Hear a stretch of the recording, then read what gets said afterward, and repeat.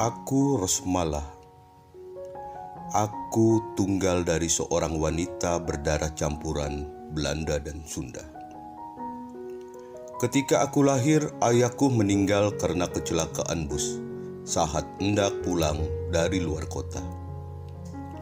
Selama ini hanya ibu yang membanting tulang untukku. Namun, keluarga ayahku selalu meminta uang pada ibu dengan berbagai alasan. Sejak kematian ayah, ibu harus menanggung semua biaya. Ketika aku lulus sekolah, aku tak ingin kuliah karena tidak mau melihat ibu semakin kesulitan. Tetapi ibu memintaku untuk tetap kuliah dan tidak perlu memikirkan dirinya. Beruntung, aku mendapatkan biaya siswa penuh di salah satu universitas terkenal di Jakarta. Di saat ibu banting tulang, ada nenekku yang hanya bisa menyuruh ibu melakukan banyak hal. Sebenarnya, hal-hal sepele itu bisa ia kerjakan sendiri. Ibu tidak pernah mengeluh jika disuruh macam-macam oleh nenek. Kata ibu, itu sebagai bentuk cinta kepada ayah. Setelah lulus kuliah, aku bekerja di salah satu perusahaan negara dan mulai membantu ibu. 2 tahun aku bekerja, aku dikenalkan seorang lelaki oleh temanku. Ia seorang karyawan swasta yang sudah memiliki karir tinggi. Kami berkenalan dan hanya sebatas bertukar nomor kontak. Selebihnya, ia tak pernah menghubungiku. Nenek menjadi tinggal bersama kami karena anak-anak nenek yang lain tidak mau menerimanya. Meski begitu, aku selalu dibanding-bandingkan dengan sepupu-sepupuku. Aku sudah berusaha membuat nenek bahagia. Tetapi tetap saja ia memperlakukan seperti itu. Ibu yang terus-menerus membuatku bersabar. 1 tahun kemudian, lelaki yang dulu dikenalkan oleh temanku mengirimkan pesan.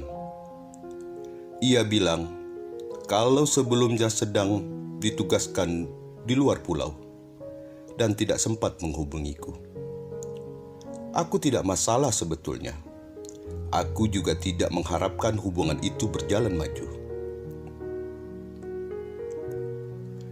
Komunikasi di antara kami berjalan dengan baik. Ia selalu memberiku perhatian. Aku menceritakan pada ibu tentang lelaki ini. Ia pun setuju jika aku menjalin kasih dengannya. 1 tahun kemudian ia datang menemuiku dan mulai mengenal keluargaku. Saat ia datang, nenek sangat terlihat tidak suka padanya. Ia terus berperilaku buruk seolah sedang mengusir kekasihku. Aku selalu meminta maaf padanya dan memberikan pengertian kalau nenek memang seperti itu. Tampaknya ia tidak mempermasalahkannya. Keesokan harinya giliran aku yang datang ke rumahnya. Keluarganya menyambutku hangat sekali. Aku merasa diterima menjadi bagian dari mereka. Usai menemui keluarganya, aku mulai terbuka tentang kisah keluargaku. Ia menyimak dan menunjukkan rasa prihatin. Katanya, ia ingin membuatku berkecukupan, juga merasa bahagia. 2 tahun kemudian kami menikah. Aku meminta ibu untuk tidak bekerja lagi dan biarkan aku yang menanggung semua biaya. Namun, setelah menikah, suami tidak mengizinkanku bekerja dan aku harus ikut dengannya ke sebuah daerah di Indonesia Timur. Sebagai istri, aku hanya bisa menuruti permintaannya. Di sana masih sangat sepi sekali. dan jarak antara rumah tetangga cukup jauh. Aku merasa kesepian dan hanya berkutat dengan pekerjaan rumah tangga. Suami memberikan semua gajinya, dan aku berusaha memenuhi kebutuhan rumah, juga membiayai keluargaku di kampung halaman.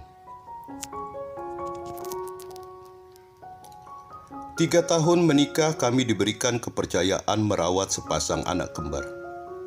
Dan 2 tahun setelah suamiku dimutasi ke pulau lain, tidak memungkinkan untukku ikut suami ke sana karena anak-anakku masih sangat kecil.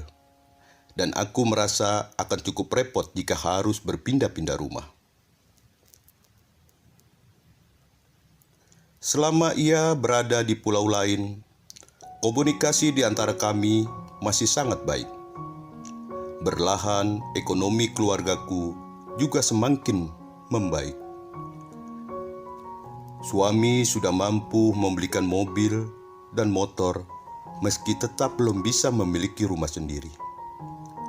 Bertahun-tahun ia dimutasi dan hanya pulang beberapa kali dalam 1 tahun, membuat anak-anakku selalu meminta untuk bertemu dengannya. Berkali-kali mereka memvideo call ayahnya, tetapi seringkali tidak diangkat. Anak-anakku mulai merajuk dan selalu mengatakan rindu dengan ayah mereka. Semakin lama, ia seolah semakin menjauh keluarganya.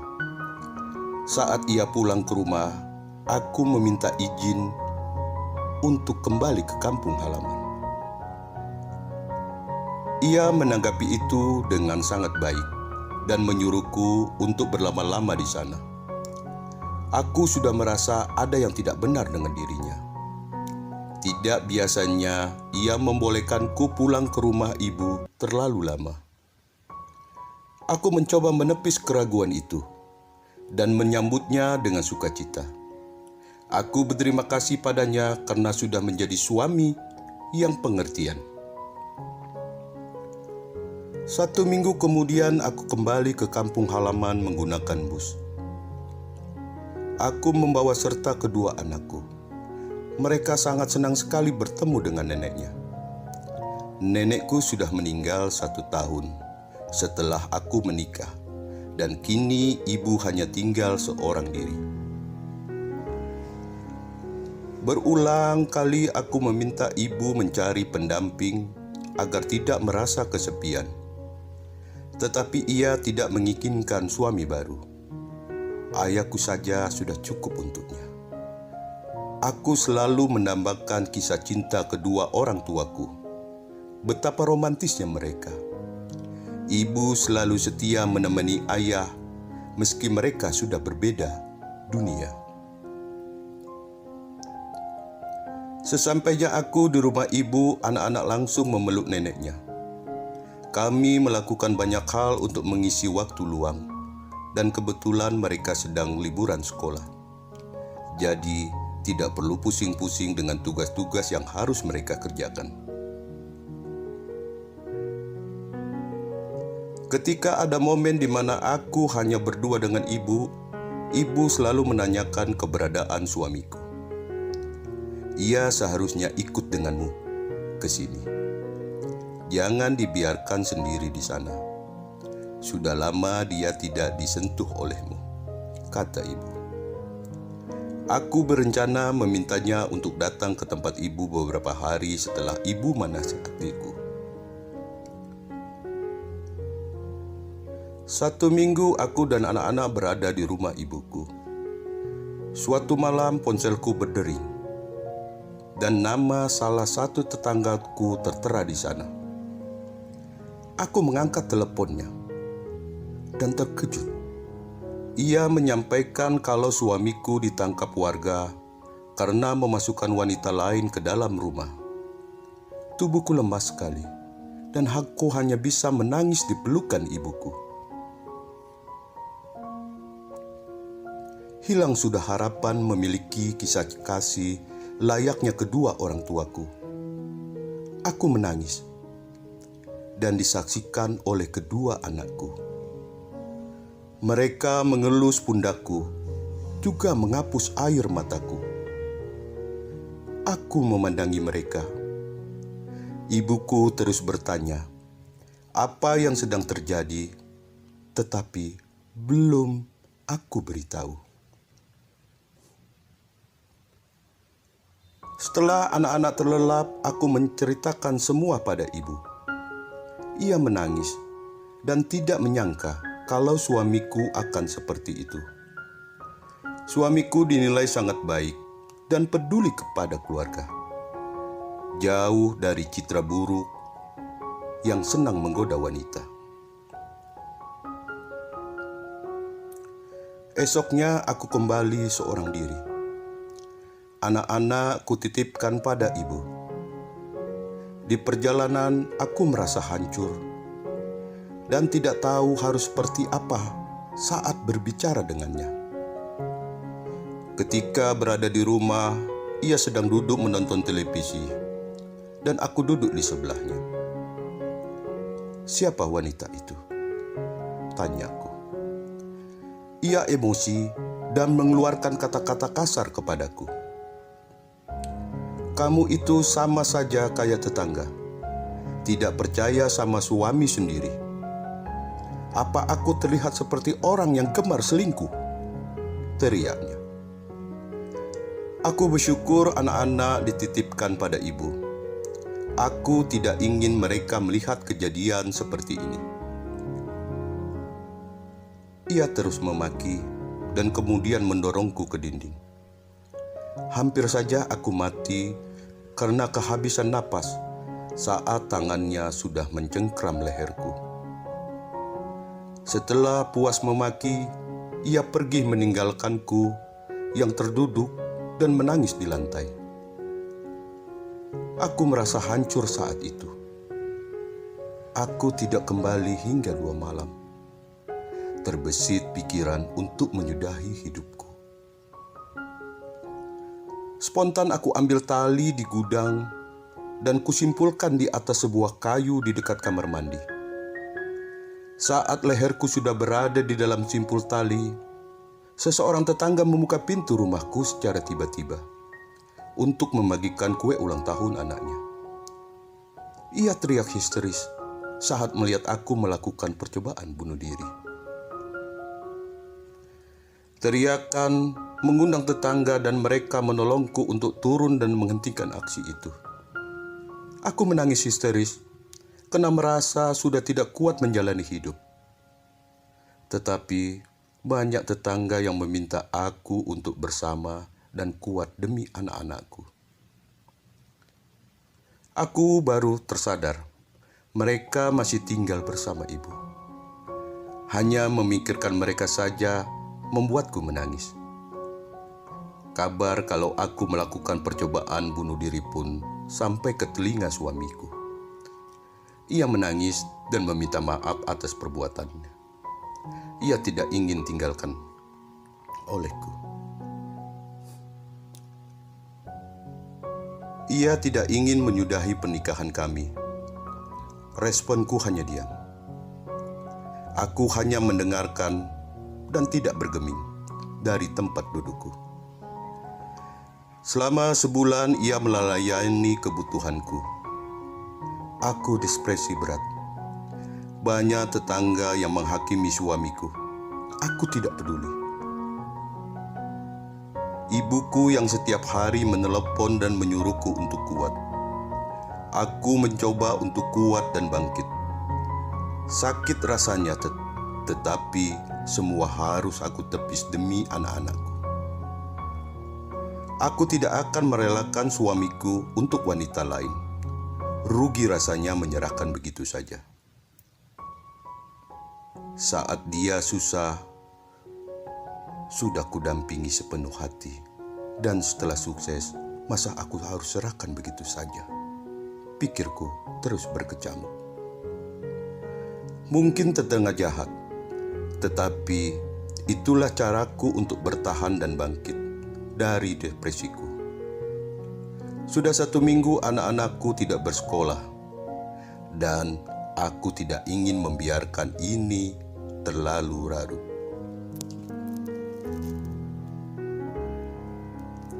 Aku menyebut mereka kembali ke rumah. Aku bersikap seperti biasanya kepada suamiku, menyediakan kebutuhan dan melayani layaknya seorang istri. 3 tahun setelah itu, aku berpikir ia sudah jerah karena sempat dikucilkan warga, tetapi ternyata tidak. Aku kembali menemukan bukti kalau ia menjalin kasih dengan seorang wanita di lingkup ia bekerja. Aku belajar dari pengalamanku. Aku tidak ingin terpuruk dan ditertawakan oleh selingkuhannya. Akhirnya, aku meminta dibelikan rumah di sebuah komplek yang cukup elit. Ia mengabulkannya. Kemudian, aku meminta beragam tas branded dan selalu pergi bersama teman-temanku. Ia pun tidak marah dengan sikapku. Semakin lama, anak-anak semakin besar, dan mereka pasti akan mengerti kebenaran di dalam rumah tangga orang tuanya seperti apa. Aku mulai mencari kesenanganku sendiri. Kusisihkan sebagian uang untuk ditabung dan diinvestasikan, jaga-jaga kalau semua akan berakhir buruk. Aku mulai membeli banyak barang-barang atas namaku, termasuk rumah, mobil, dan beberapa kendaraan lainnya. Aku semakin sering menemukan bukti kalau suamiku berselingkuh, bahkan dengan 3 hingga 4 wanita. Tetapi aku tetap memperlakukannya seperti biasa, melayani dan memenuhi kebutuhan dia. Aku sudah tidak peduli dengan cinta. Aku hanya melakukan kewajiban dan mempersiapkan masa depan anak-anakku dengan baik.